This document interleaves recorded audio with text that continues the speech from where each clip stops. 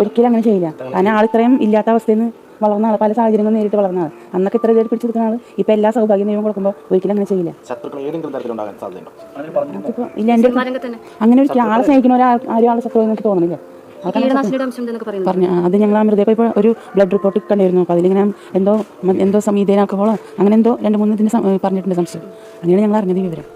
ഇതൊക്കെ എന്തെങ്കിലും സ്ഥിരീകരിക്കാൻ പറ്റുള്ളൂ. അടുത്ത പലരുടെ ആ പേരുകളാണല്ലോ കേൾക്കുന്നത്. അപ്പോൾ അതിലങ്ങനെ ചേച്ചിക്ക് ആരെങ്കിലും സംശയമുണ്ടോ? അതിപ്പോൾ അവിടെ രാത്രി നമ്മൾ സംഭവ സമയത്ത് ഉണ്ടായിരുന്നില്ലല്ലോ. അപ്പോൾ ഈ പറയണ കേൾക്കണ ആളെ പറ്റി ഇപ്പോൾ അവർ ചോദ്യം ചെയ്യലെല്ലാം നടക്കുന്നുണ്ട്. അതിനുള്ള വിവരങ്ങൾ പുറത്ത് വന്നാലേ നമുക്ക് എന്തെങ്കിലും പറയാൻ പറ്റുള്ളൂ. ആൾ ബിയർ മാത്രമേ കഴിച്ചിരുന്നുള്ളൂ. പിന്നെ അങ്ങനെ കൊടുത്തിരുന്നതാണ് നമുക്ക് കിട്ടിയെന്ന് അറിയുക. നമ്മൾ നേരിട്ട് പോയി കണ്ടിട്ടില്ല, പറഞ്ഞിട്ടുണ്ട് പലരും അങ്ങനെ കഴിച്ചിരുന്ന അവിടെ വെച്ചിട്ട് പറഞ്ഞിരുന്നു. കരളിൻ്റെ രോഗത്തെ പറ്റിയൊന്നും എൻ്റെ അടുത്ത് ആൾ പറഞ്ഞിരുന്നില്ല. ആൾക്ക് മഞ്ഞപ്പിത്തം വന്നിരുന്നു പ്രാവശ്യം, അതിനെപ്പറ്റി മാത്രമേ അറിയുന്നുള്ളൂ. അതിനുശേഷം ഒക്കെ ബിയറൊക്കെ കഴിക്കുന്ന നിർത്തി അങ്ങനെ ഇരിക്കുകയായിരുന്നു. പിന്നീടാണ് പെട്ടെന്ന് സംഭവിച്ചത്. അന്ന് മഞ്ഞപ്പിത്തം വന്ന ശേഷം ആൾ എനിക്ക് കഴിക്കാൻ പാടില്ല, ഞാൻ നിർത്തണമെന്ന് പറഞ്ഞിരുന്നു എൻ്റെ അടുത്ത് പല പ്രാവശ്യം പറഞ്ഞിരുന്നു. അതെ, അവിടെ ചെന്ന് എല്ലാവരും കൂടി ഇപ്പോൾ അങ്ങനെ കൊടുത്തിട്ടുണ്ടാവും വിചാരിക്കുന്നു. അങ്ങനെ ശത്രുത ആരെങ്കിലും ഉണ്ടായിട്ട് തോന്നിയിട്ടുണ്ടോ? ശത്രുത എന്ന് പറഞ്ഞാൽ അങ്ങനെ പ്രത്യേകിച്ച് ശത്രുതയില്ല. എല്ലാവരും കൂടിയിരുന്നപ്പോൾ അങ്ങനെ ആരെയും നിർബന്ധിച്ചിട്ട് കഴിച്ചിട്ടുണ്ടാവും എന്ന് വിചാരിക്കുന്നു. ഇല്ല, എൻ്റെ അടുത്ത് ഈ അസുഖത്തെ പറ്റിയൊന്നും പറഞ്ഞിട്ടില്ല. ഞങ്ങൾ അസുഖം ഉണ്ടായിരുന്നു, അതുകൊണ്ട് അങ്ങനെ ഇരിക്കാനൊന്നും പറഞ്ഞിട്ടില്ല. മരണവുമായി ബന്ധപ്പെട്ട് പല കഥകളാണ് വരുന്നത്. അതുകൊണ്ട് കൂടിയാണ് ചേച്ചി തോന്നുന്നത് കുടുംബ പ്രശ്നങ്ങളുണ്ടായിരുന്നു അങ്ങനെയൊക്കെ പറയുന്നുണ്ട്. അത് വാർത്തകൾ വല്ലാണ്ട് പരക്കുന്നു. ഞങ്ങൾ തമ്മിൽ ഒരു കുടുംബ പ്രശ്നം ഉണ്ടാവില്ല. നിങ്ങൾക്ക് എവിടെ വേണമെങ്കിലും അന്വേഷിക്കാം, ഇവിടെ പരിസരത്തോ അല്ലെങ്കിൽ ഞങ്ങളുടെ ബന്ധുക്കളോട് ആരോട് വേണമെങ്കിലും അന്വേഷിച്ചാൽ മനസ്സിലാവും. ഞങ്ങൾ തമ്മിൽ ഒരു പ്രശ്നം ഉണ്ടായിട്ടില്ല. ഒരുപാട് പ്രശ്നം പറഞ്ഞിരുന്നു ആളുടെ അടുത്ത്, ഞാൻ കഴിക്കരുത് പറഞ്ഞിരുന്നു. 45-ാം വയസ്സിൽ കേരളത്തെ മുഴുവനും ഞെട്ടിച്ച ഒരു വാർത്ത. ചിരിപ്പിക്കാൻ ജനിച്ചിരുന്ന ഒരു കലാകാരൻ കലാഭവൻ മണി പെട്ടെന്നെന്ന പോലെയാണ് ഈ ഒരു ലോകത്തോട് വിട പറഞ്ഞപ്പോൾ പിന്നിൽ ഒന്ന് മാത്രമല്ല ഒരുപാട് ചോദ്യങ്ങളായിരുന്നു. അവസാന രാത്രിയിൽ എന്താണ് സംഭവിച്ചത്? ആരോഗ്യത്തെ അവഗണിച്ചതാണോ, അതോ വിഷാംശമാണോ, അതോ കൂട്ടുകാരാണോ? എന്തായാലും ദുരൂഹത ഉണ്ടോ എന്നുള്ള ചർച്ചകളും സമൂഹത്തിന്റെ ദേഷ്യവും സിമ്പതിയും ചേർത്ത ഒരു വലിയ സംഭവമായിരുന്നു അത്. കലാഭവൻ മണി ചിരിക്കുകയും ചിരിപ്പിക്കുകയും കയ്യടി പിടിച്ച ഒരു വലിയ സ്റ്റാർ.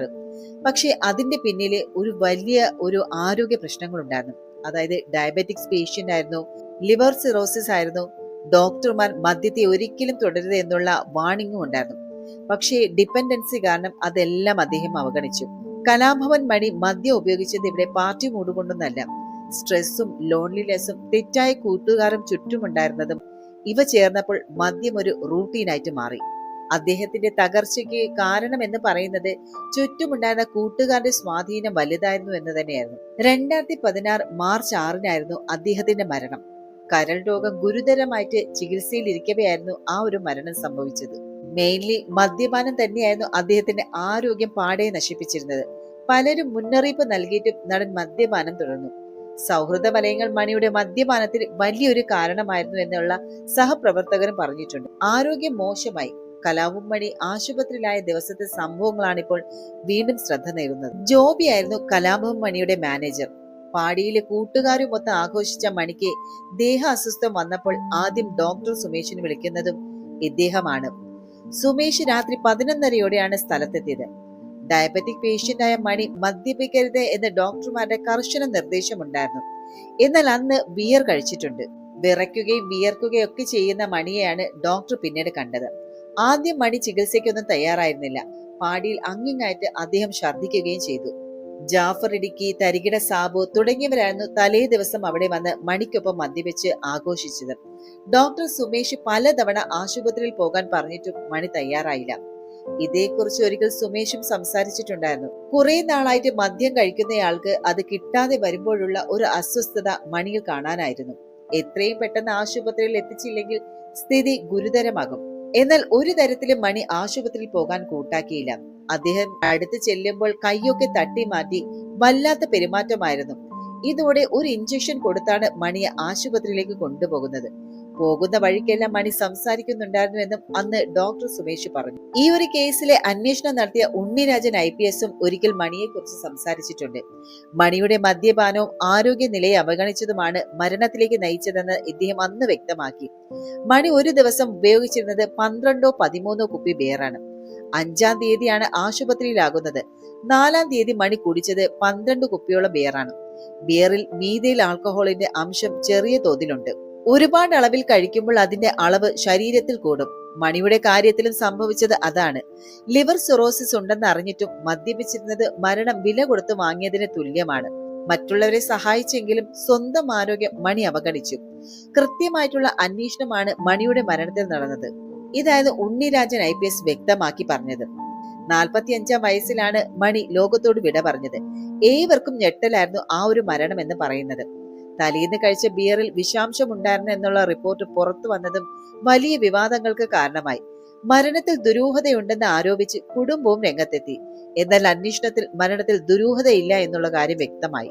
കലാഭവൻ മണിയുടെ മരണത്തെ ചുറ്റിപ്പറ്റിയ പബ്ലിക് ഡിസ്കഷൻസ് അന്ന് ഭയങ്കര ഇതായിരുന്നു. ഈ ഒരു സംഭവം പുറത്തു വന്നപ്പോൾ സമൂഹം 3 തരത്തിലാണ് ഇതിനെതിരെ പ്രതികരിച്ചത്. ഒന്ന്, കൂട്ടുകാരാണ് നശിപ്പിച്ചത് എന്നുള്ളത്. പലരും മണിയുടെ ചുറ്റുമുണ്ടായിരുന്നു. കൂട്ടുകാരെ ശക്തമായിട്ട് വിമർശിച്ചു.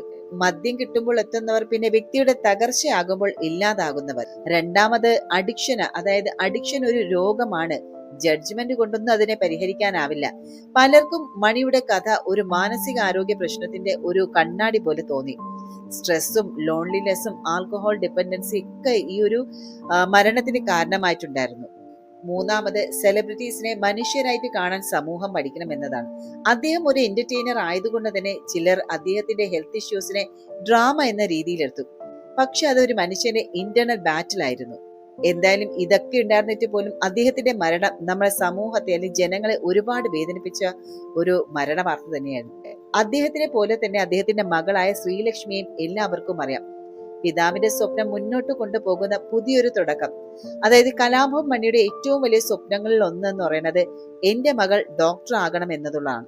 ഞാൻ ചാലക്കുടിയിൽ ഒരു ആശുപത്രി പണിയും ജനങ്ങൾക്ക് സൗജന്യമായിട്ട് ചികിത്സയും കൊടുക്കാൻ. ഇതാണ് അദ്ദേഹം അഭിമാനത്തോടെ പല ഇന്റർവ്യൂകളിലും പറഞ്ഞിട്ടുണ്ടായിരുന്നത്.